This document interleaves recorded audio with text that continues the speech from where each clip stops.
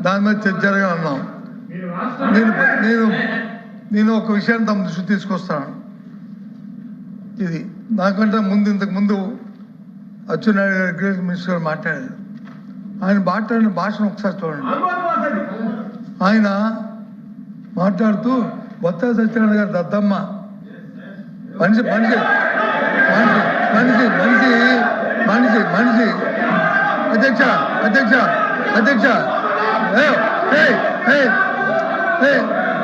అధ్యక్ష అధ్యక్ష మనిషి మనిషి మనిషి పెరిగితే బుద్ధి రాదు. ఎద్దులాగా వచ్చి ఎద్దులాగా ఎత్తితే మనకి వచ్చి తెలుగుతాడు రావు. భాష బాగోవాలి. ఎవరు దద్దమ్మో, ఎవడు అమ్మోతులో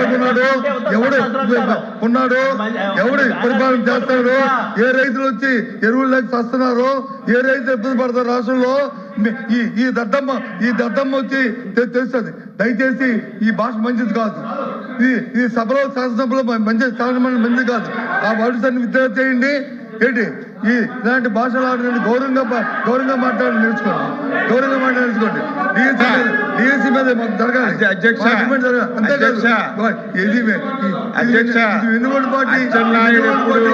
అచ్చెన్నాయుడు ఎప్పుడు అన్పార్లమెంట్ మాట్లాడదు అధ్యక్ష. మీరు